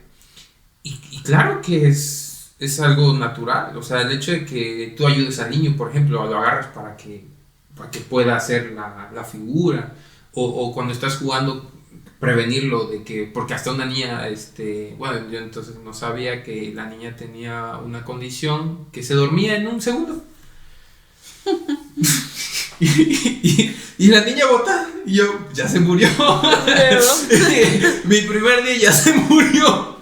dije, no, ya esto ya está. Dije, esto está mortal, ¿no? Y no, o sea, afortunadamente la niña tenía una condición totalmente médica, ya todos sabían que se dormía, ¿no? Y pues ya, pues, la cargabas, ¿no? La llevabas, la ponías, ¿no?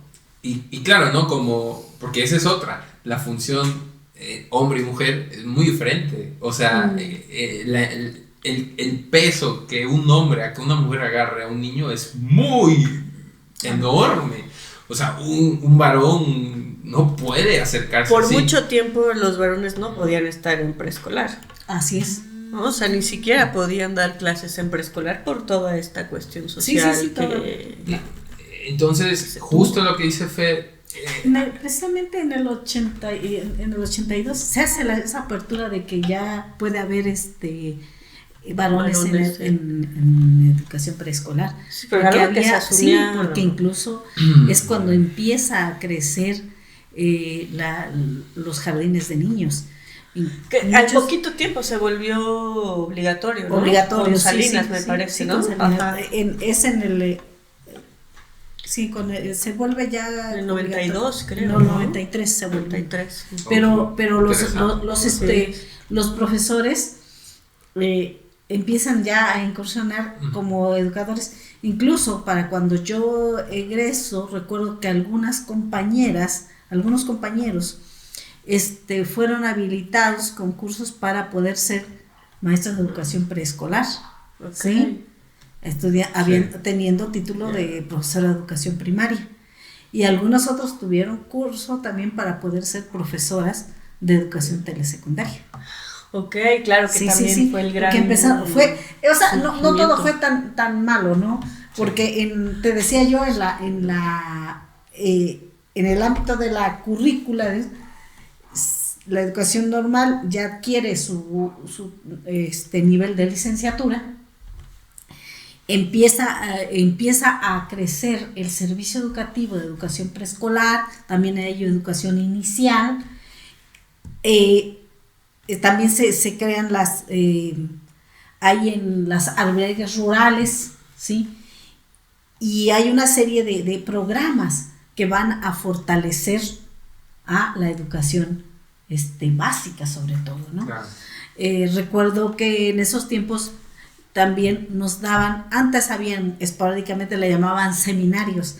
En ese tiempo ya se empezaron a formalizar los cursos de capacitación o cursos de actualización. Claro. Lo que ahora hacemos los CETE, empezaron claro a hacer. Que ahora es cada mes, ¿no? Sí, pero antes, bueno, al menos se hacían cada inicio de curso, cada intermedio y cada fin de curso. Así, o se organizaban las zonas escolares de manera que hubiera los cursos para los maestros, que los dábamos entre nosotros mismos, ¿sí? Eso ya no. Ahora van los supervisores. No, y... después hay otra etapa que es la del 93. Que fue el acuerdo de modernización. Y ahí quería hacer un comentario. Bueno, justo cuando tuve esta experiencia, pues no tenía capacitación de nada. O sea, todo fue instinto y aprendizaje del más experiencial posible. Y naturalmente el niño se acerca. O sea, naturalmente yo me acuerdo que los niños, a la maestra, a la chica que estaba conmigo haciendo, porque era en este programa de Jóvenes Construyendo el Futuro, que nosotros íbamos, y que la verdad siento que sí fue una ayuda para muchos jóvenes, una experiencia súper rica, claro, quienes aprovecharon, y pienso yo que en esta parte de interacción niño-adulto, quitándolo cuestiones de que si era maestro o no, la verdad es muy espontánea, muy natural. O sea, el niño no ve ese prejuicio, ¿no? Trabajando, claro, con niños de primero, segundo y tercer grado. Y nosotros, bueno, yo como realmente tenía poca experiencia trabajando con niños, pues sí, se acercan y te abrazan y llegan Y claro, están los niños que son más atrabancados, más lanzados, y tú como adulto tienes que tener cuidado de no, Pero es que en qué otro momento educamos el cuerpo, educamos las emociones, educamos el autocontrol, ¿no? Que justo yo vi en esta serie que les decía de la adolescencia, justo los maestros completamente desarmados, los papás completamente en la ignorancia, porque justo, y además pues esto es en Inglaterra, ¿no? Que tiene una realidad muy distinta a la nuestra en cuestión de cuidados infantiles, de atención educativa y demás.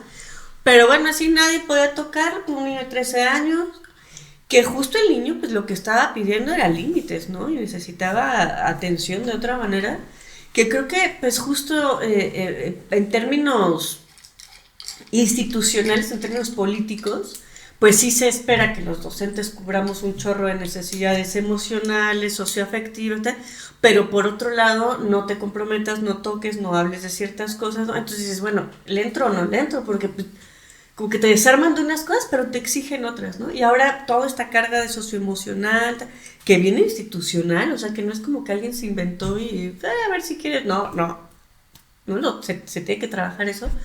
Y yo digo, bueno, pues claro, alguien tiene que enseñar a estos jóvenes a contenerse, pero bueno, ¿y la sociedad dónde está, no? Porque solo los docentes y de repente es una materia y de repente califica, tú te enojas muy bonito, tienes 10, pues ¿qué es eso, no? O sea... Es esa parte, ¿no? ¿En dónde le echaron la culpa al maestro? ¿Cuándo fue que ahora resulta que el maestro tiene la culpa de todo? Claro, ¿no? O sea, los chamacos son tú me la haces y tú me la pagas. O sea, exactamente, óyeme, siempre hablábamos y era una broma que nos jugábamos, ¿no? Dicen, es que ahora le echas la culpa al maestro del ciclo escolar y el de ciclo escolar y el de primero dice a los de preescolar y los de preescolar a los de inicial, ¿no? Y los de inicial, pues ya digan, ustedes sí tienen todo el derecho de decir que son sus papás, ¿no? Pero son los únicos, sí, porque ya el tema. Pero bueno, si no somos capaces de controlar y educar desde nuestra casa, pues nosotros la escuela pues es instructiva, claro, en su primer momento, y esa instrucción también va a fortalecer la formación que tengan. Claro. Digo, ya quitaron con el rollo también de la intervención de diferentes formas de conceptualizar pues la educación, ¿verdad? El hecho de las diferentes religiones.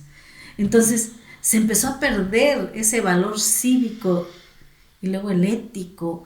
Luego, nosotros teníamos ética, estética. Sí. Y yo recuerdo que nosotros decíamos, ¿qué es la ética? Ahora no saben qué es eso. No, nada. Porque hay que respetar. Hay muchas cosas que discutir, pero y me voy a meter en un problema así bien fuerte, porque de verdad sí hay muchas cosas que discutir. Sí. Miguel, nos tienes que hacer como bien reducido, ¿no? Sí, no, y es que yo creo que es parte, ¿no? También del diálogo, a veces esas ramas ahí chiquitas que salen del diálogo. Sí. Pero justo ahorita, volviendo ahora sí a la parte central, que es esto de la descentralización, los cambios administrativos, sí tuvieron cosas positivas. Claro. Afortunadamente favorecieron al maestro.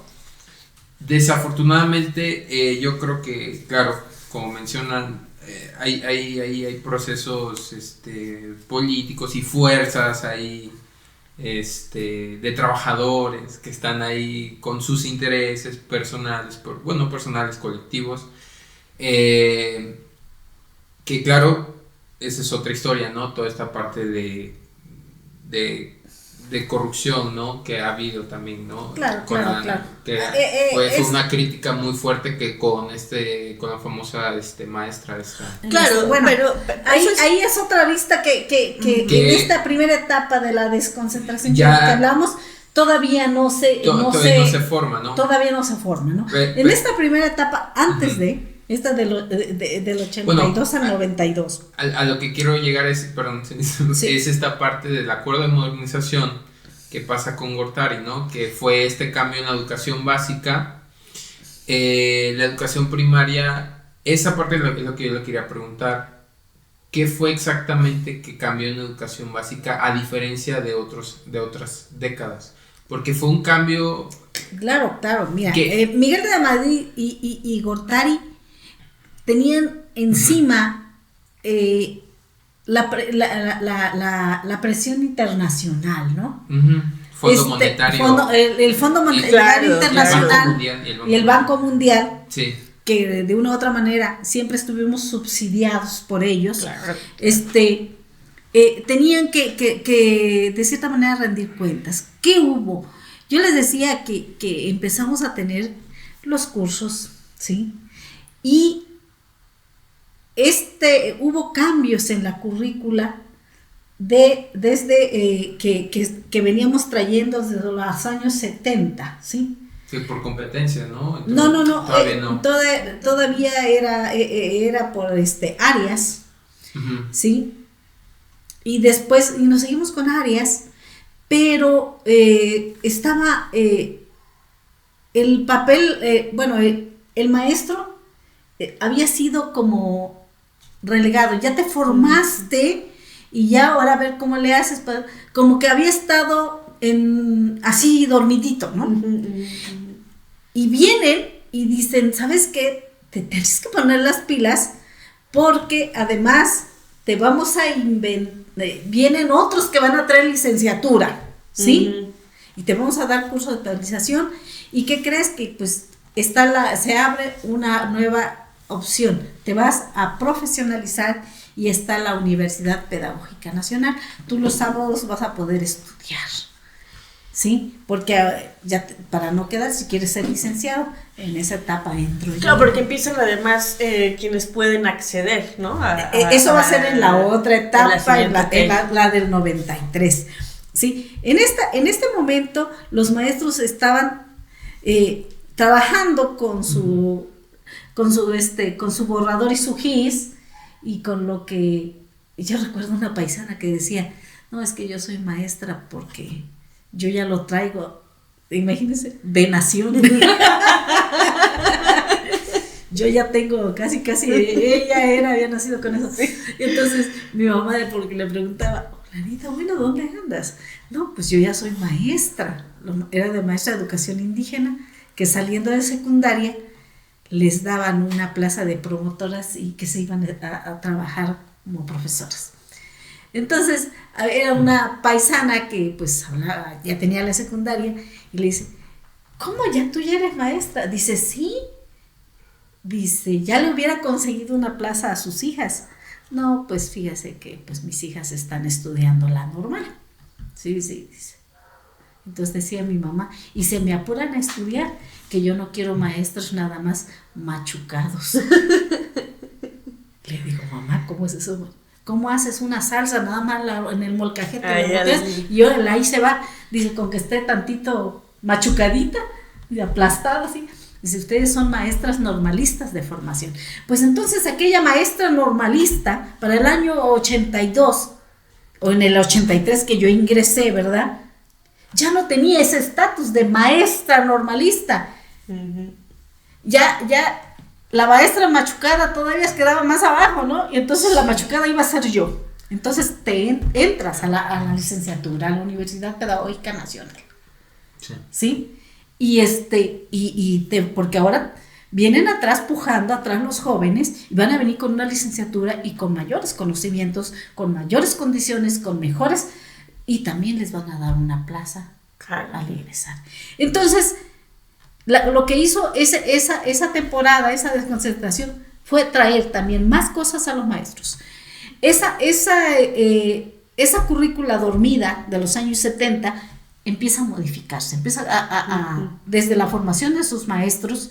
Yo siento que fue un buen acierto eso, porque empezaron de quién iba a educar a los educandos. Claro. ¿Sí? Empezó esto, porque había que fortalecer académicamente al magisterio, al crearse la Universidad Pedagógica Nacional, Sí. al cambiar el sistema de educación normal a una currícula donde se definiera también con un estatus mayor a grado de universitario y no como un bachillerato técnico. Entonces, eso fueron las bonanzas en cuanto a la currícula, ¿sí? Los niños tenían más, se amplió también las estadísticas, se ampliaron el número de profesores, esta parte que les decía yo que la educación preescolar también ya tenía educadoras, antes tenía promotoras educativas, también ya tuvieron una maestra de educación preescolar, ya no era la educación de párvulos, sino que ya empieza una formalización de la educación. El sindicato. El sindicato. Pueden tener solo su episodio. Sí, claro, Sí. claro. Lo que pasa es que en esa etapa. Le vamos a dar una probadita. Sí, una probadita. Más ahí. En ese tiempo, yo recuerdo que llegábamos y pues era el líder nacional, el señor Juanjito Barrios.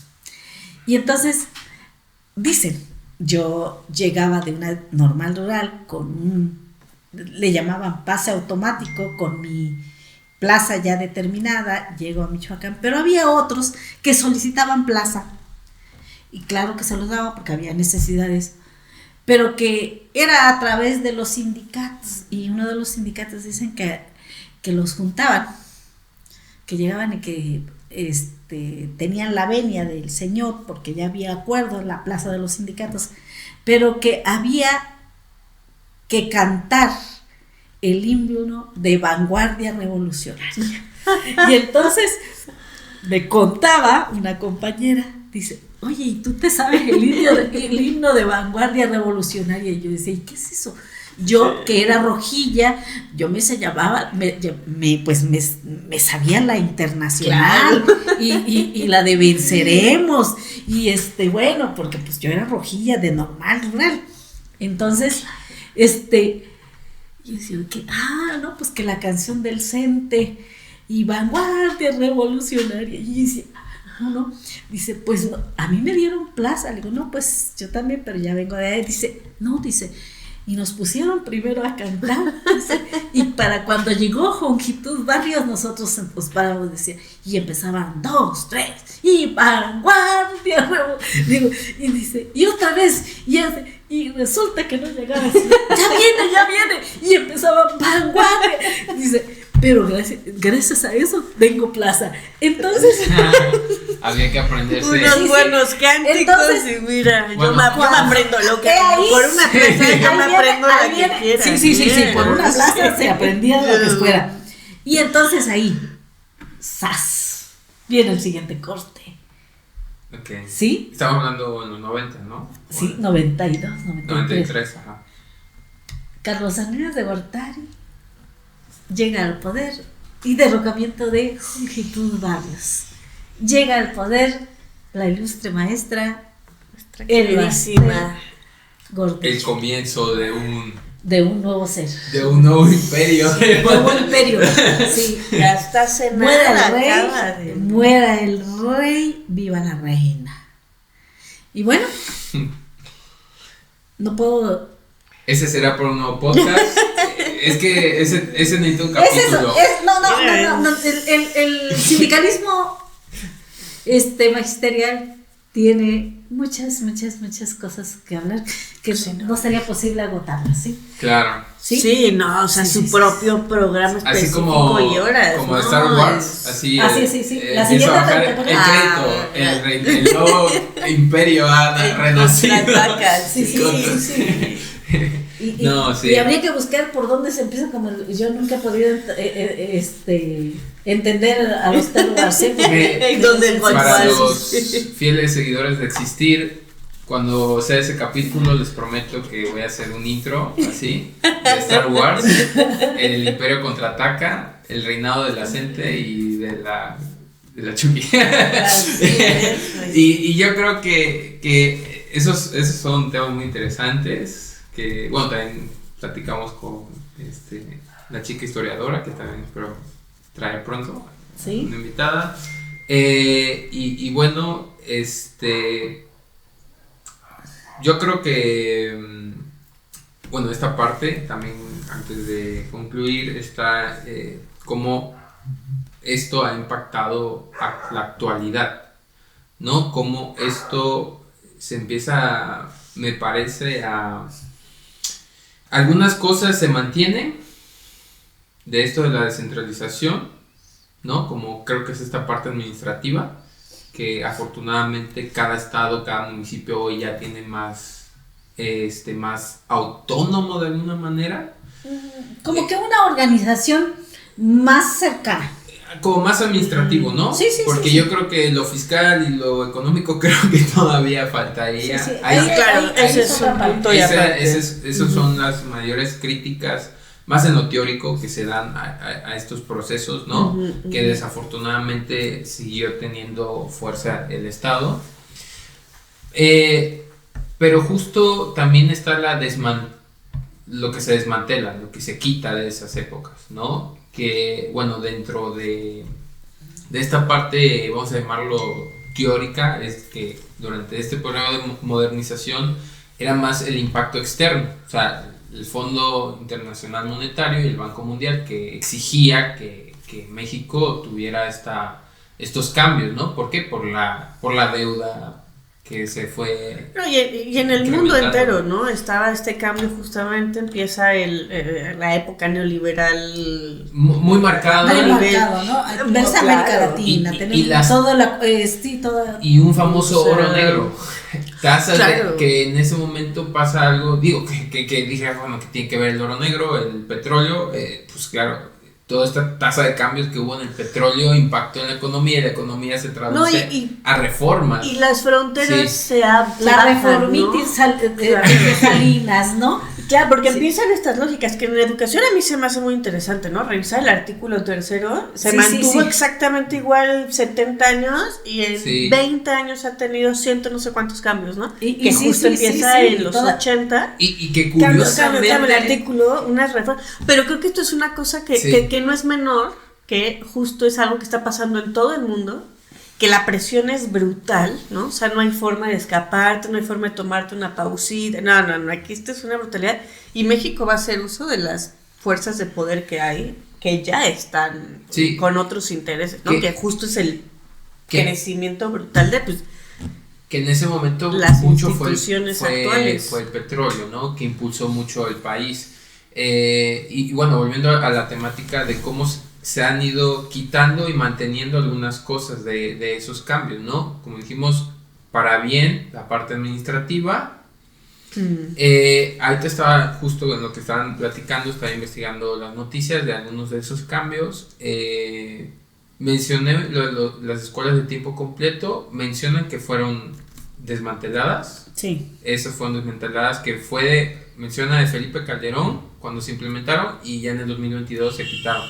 Me parece que con el gobierno de AMLO, Exacto. con esto de la NEM, que justamente es la nueva escuela mexicana, que antes era la SEM, que era el sistema educativo mexicano, se quitaron muchas de estas cosas, pero que son importantes porque ahí vienen las críticas de hoy, ¿no? De las críticas que hoy trae el primero presidente AMLO y luego Sheinbaum, que es esto de la escuela neoliberal, porque muchos de los que están viendo tal vez no conozcan qué es esto, ¿no?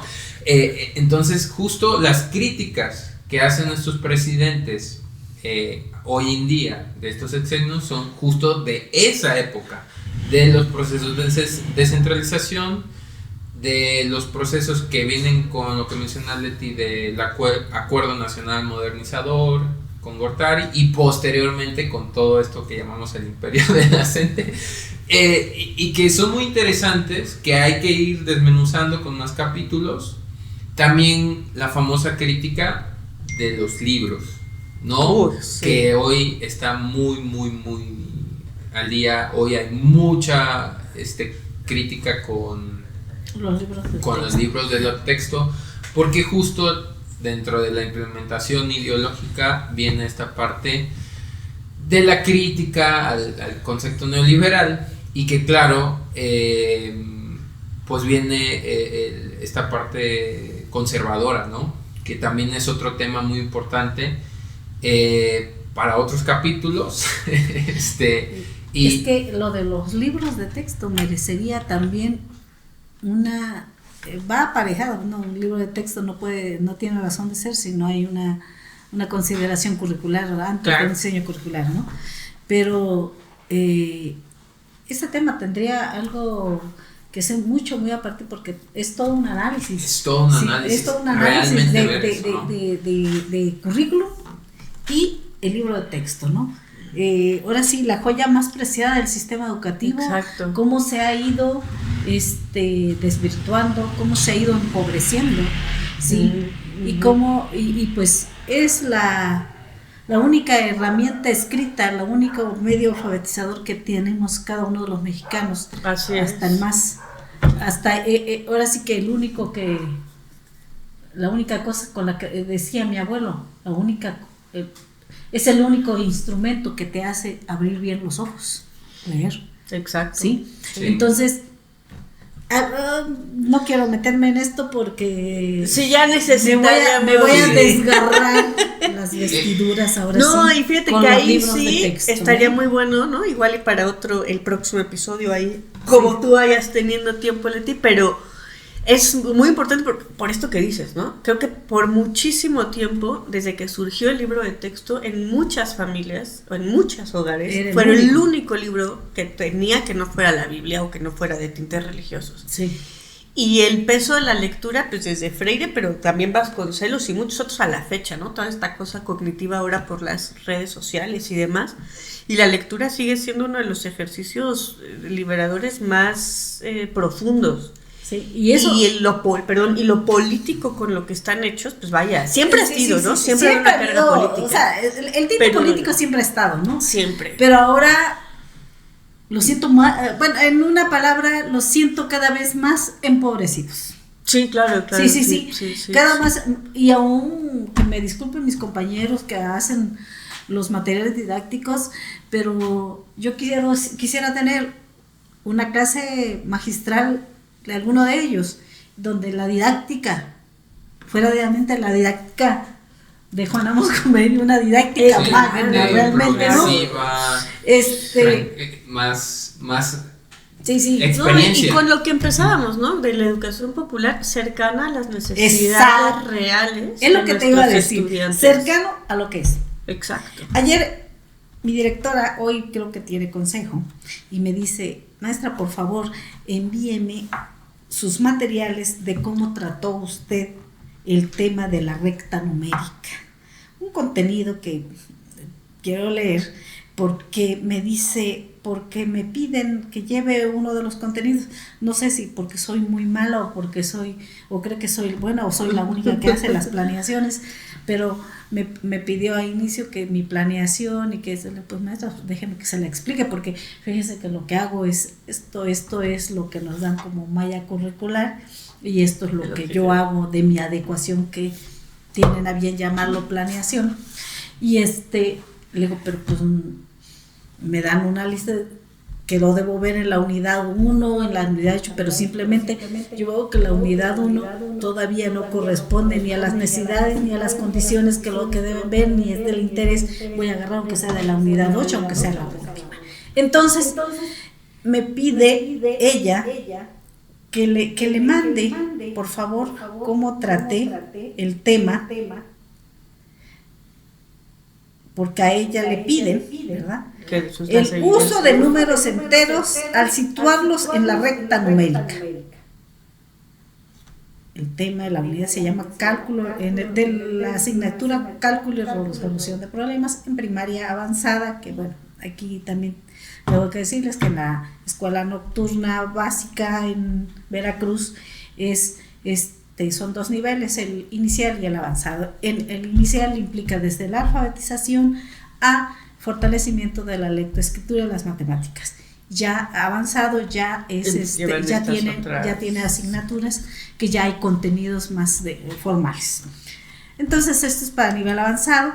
Yo le dije maestra, pues déjeme revisar si la tengo en mis planeaciones. No me traje mis planeaciones a casa, las dejé allá en la dirección. En cuanto regrese, Llegó y me dice, maestra, y empiezo a revisar mis planes, no me acuerdo qué comí ayer, bueno, me voy a acordar qué planeé, ¿no? ¿En qué momento? Sí, en qué momento lo hice, me pongo a revisar, yo recordaba que en su momento lo había tratado, y empiezo a ver, y digo, sí, veo el contenido, y no lo tengo palomeado como de cuando lo hice, seguramente no lo hice. Dije yo, pero yo recuerdo que sí vi, yo recuerdo que sí lo vi. Entonces dije yo, y reviso mis planeaciones y no está, estoy quedando mal, ¿qué hice? Entonces voy y me regreso, dije, la libreta de los muchachos. Fulano de tal, a ver, dije, no tiene, a ver, fulano, ahí está. El apunte de cómo lo hice. Y les pregunto, ¿se acuerdan de la recta numérica? Y me dicen, sí, maestra, es esto. Es cuando hicimos las bufandas. O sea, no solamente enseñé el concepto de recta numérica, sino también era la temporada de frío. Les llevé unas madejas de estambre. De silla y silla estiramos para poder hacer la pelotita, para poderla volver a hacer. Hicimos la recta numérica.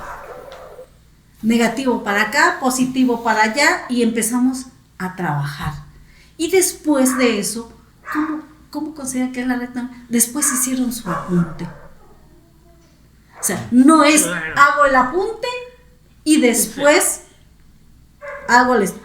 ¿Qué estábamos viendo? Cubriendo una necesidad, trabajamos la cuestión manual, la cuestión de coordinación, y también pudieron ellos conceptualizarlo después de haber hecho una práctica. ¿Sí? Me pide mi directora que le dé los materiales. Le digo, maestra, pues yo no le puedo dar los materiales con los que trabajé, le puedo dar, aquí demostrar que este cuaderno, que es la letra de la niña, la letra de la señorita, ¿verdad? Y recuerdo, ellas me hicieron recordar que fue con esta actividad de una bufanda, una prenda que ellas pudieron utilizar en la temporada de frío. Entonces, esto es el concepto real de la educación popular. Exactamente. ¿Sí? Que sin que en ese currículum oculto o en ese currículum explícito está determinado, y que en su momento yo no lo planeé, pero hubo la necesidad de... Claro, hacía frío. Sí. ¿No? Y cómo conceptualizas y cómo llegas a la conceptualización partiendo de su realidad, partiendo del concepto mismo que ellos tienen, su necesidad, para poder después teorizarlo. Claro. ¿Sí? Ahorita recuerdo justo un ejemplo, ¿no? Yo con mis estudiantes tenía 2 profesoras de kinder, de jardín de niños, una escuela privada. No sé qué formación tuvieran ellas, yo estaba dando clases en maestría en educación en una de esas universidades de garage. Pues ya sabemos, ¿no? Entonces hay que ganarse la vida, no me juzguen. Claro, no, por favor. Yo soy parte del sistema. También trabajé pues, y fue bueno. Pero justo en esta experiencia me decía una alumna que sus niños no sabían contar todavía, que les tenían muchos problemas. Me dice, todavía no entienden bien los millares. Y yo pensé, porque un niño de kinder está viendo millares, ¿no? Exactamente. Yo desconozco la educación no, para nada, básica, pero en mi cabeza yo dije, pues... Y yo le dije, pues es que claro, ¿cómo va a entender eso? Sí, pues ¿qué cosas ha contado que sean más de 10 en su vida, no? Exacto. Y entonces me decía, bueno, pero es que la escuela piden... Y dije, es que pues llévatelos a un hormiguero y ahí te pones a contar hormigas. A lo mejor ahí entienden que hay un número que ya es demasiado. Claro. ¿Cómo pones a un pequeñito a que entienda los millares?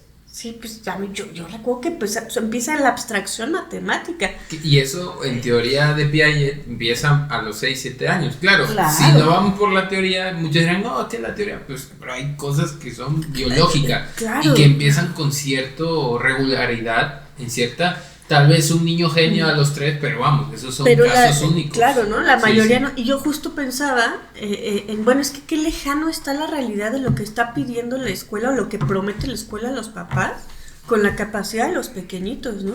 Y claro, las maestras ahí tratando de hacer magia, porque pues claro, va igual que yo, necesitamos comer todos los días. Claro. Y pues ahí estaba la maestra haciendo lo que le pedían. Pero tú dices, qué cosa tan lejana a una realidad. Exacto. Y la educación popular es precisamente busca Sí, que claro, no estemos es lo contrario. lejanos de la realidad. ¿Qué es lo que realmente me va a servir? ¿Sí? Yo también enseñando a partir de los números enteros había que ver fracciones, pero ¿para qué sirven? ¿Para qué le sirve el concepto de fracción? ¿Para qué le sirve conocer el porcentual? Chicos, rebanada de pizza. Hubo una rebanada de pizza. Es una fracción. Así mismo Chicos, lo dice. chicos de universidad, no, es cierto.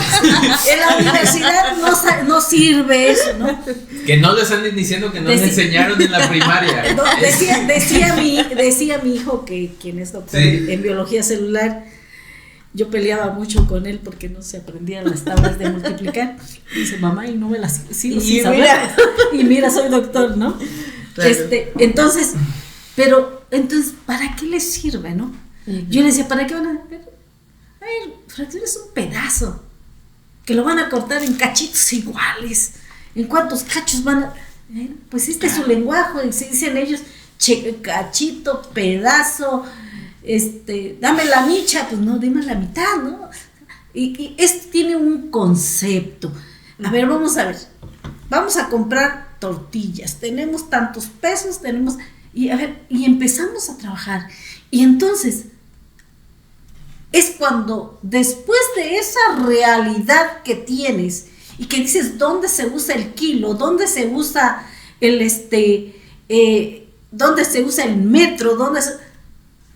Ya, ahora Que sí. también esa educación popular viene de la cultura popular. Claro. O sea, de la realidad, que a eso nos referimos, realidad misma de la cotidianidad. O sea, bueno, en pleonasmo, pero pues es que justo, como dice Leti, pues ¿cuál es tu realidad inmediata? Pues mi mamá me pide las tortillas, y yo me robo lo que sobra y me compro mis papitas. Y es como que, pues ya, tu concepto súper elaborado en una currícula es eso. No, y eso después, ya que lo puedas conceptualizar, te permites otras cosas, ¿no? Claro. Pero no puedes conceptualizar algo que no has comprendido. ¿Cómo no has tocado vas a- también, claro. que eso es lo que plantea Comenio, ¿no? Desde una didáctica muy antigua, muy antigua, que te lo decía muy fácil, que es, por lo menos, bueno, él fue lo de las fotos, de ponerle fotos a las cosas, ¿no? Por lo menos si no lo vives en la realidad, y claro, también aquí entra la parte de, no es necesario siempre la experiencia, afortunadamente, Ahora, ¿no? Exacto. afortunadamente hoy, claro que tenemos ese gran lujo como sociedad, que es que podemos vivirlo de una manera más simulada, ¿no? Yo te Sí. quiero decir que si tenemos, que vamos a tener otra oportunidad, cuando hablemos de los libros de texto, Uf. es ahí. Yo Sí, tengo algunos libros de los primeros libros, entonces yo sí quiero compartirles Claro. esas, y cómo yo, como alumna y como hija de profesor, pude vivir esa realidad y decirles que después de 42 años de servicio, yo veo que cada vez vamos perdiendo la capacidad de imaginación. Claro, pues no hay nada que imaginar con todo lo que... Muchísimo. Sí. Y eso es Sí, algo... sí. No, ya no tenemos. Sí, sí, entonces, claro. si no tienes imaginación, tampoco eres creativo. Exacto. No hay posibilidad. No hay Pues, posibilidades de... forma. Pues bueno, chicos, Ya se nos va, ya se nos sí, fue. se nos acabó. yo creo que sí, fácil dan. Y me esperan Sí. otras chicas precisamente que están partiendo de una realidad en capital de Jalapa, tener analfabetismo, cuando dicen que hay bandera blanca, cuando hay un programa exactamente para la educación de adultos y habemos escuelas de educación nocturna y no tenemos matrícula porque es más fácil adquirir un certificado del IBEA, aquí así se llama, que es INEA a nivel nacional, y tenemos aulas muy solas, con maestros con una preparación académica que de verdad Claro. mis compañeros pues No, y la tuya siempre- misma, ¿no? no, bueno, Claro no, que no, sí. no es jactancia, pero bueno, tenemos Sí. muchas ganas, tengo muchas ganas de trabajar. Ya casi me voy a jubilar por necesidades personales, ¿verdad? Pero esta necesidad de ser educador siempre está. Sí, porque siempre estamos educando, siempre estamos comparando el ayer con el mañana, ¿sí? Sí. Y porque el ahora nos está presionando, ¿sí? Y el ahora nos está presionando y decimos, ¿qué vamos a hacer mañana? Y es que ayer hubo esto, no quiero que pase y me está calcinando hoy, no quiero que pase mañana. Entonces, hay muchas cosas, ahorita me digo, me tengo que ir, tengo 5 alumnos, maravillosamente la oportunidad de poder regresar una pequeña estrella al mar, la oportunidad de ser, porque tengo muchachos que son hijos de drogadictos,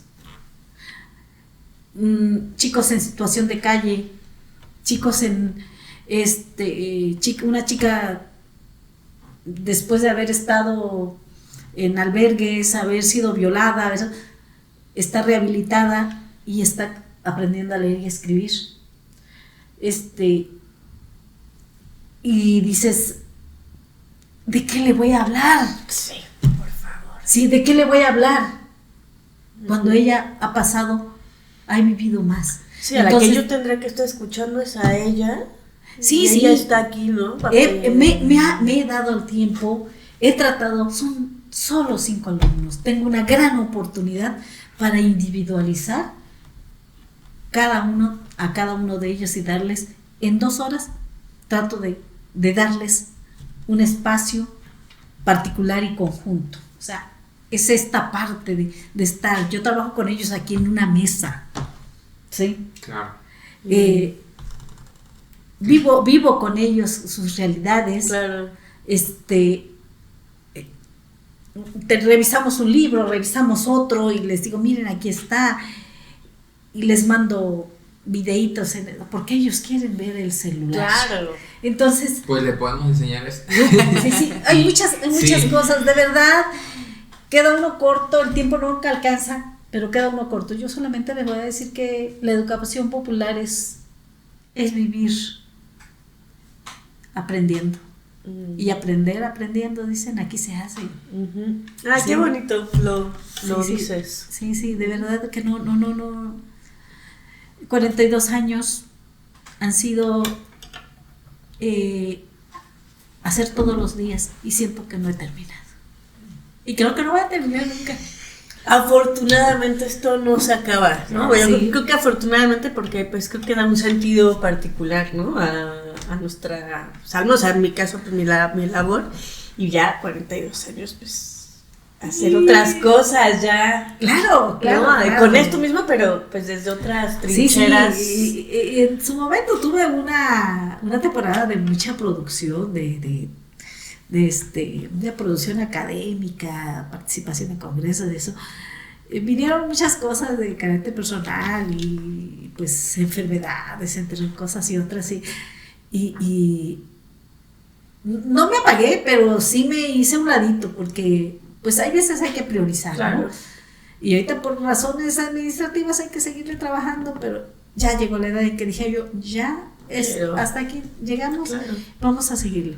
Pero no termino, no termino. Andamos todavía tratando de meter nuestra cuchara en los... Pues, sí. En serio que muchas gracias a ambas por estar aquí. La verdad que ha sido, bueno, yo como todavía estudiante y también, claro, con algunas experiencias, pues es muy enriquecedor, ¿no? Es bastante bueno escucharlo, ¿no? Y poder, próximamente, pues claro, empezar a tener estas experiencias. Yo creo que también esta es la finalidad de este proyecto, que las nuevas generaciones, ahora sí, viendo el presente y también, claro, el futuro, requieren, pues claro, ¿no? De todas estas experiencias. Justo yo creo que esa es la finalidad de este canal, ¿no? Que es este proyecto, ¿no? De existir. Existimos juntos, aprendemos juntos y pues seguimos pendientes, sin nada más que decir, pero sí, por favor, Dejen sus comentarios, suscríbanse y acuérdense que aquí estamos todos existiendo para ustedes. Hasta la próxima y chao, chao. Gracias. Gracias. Chao. Chao y hasta luego.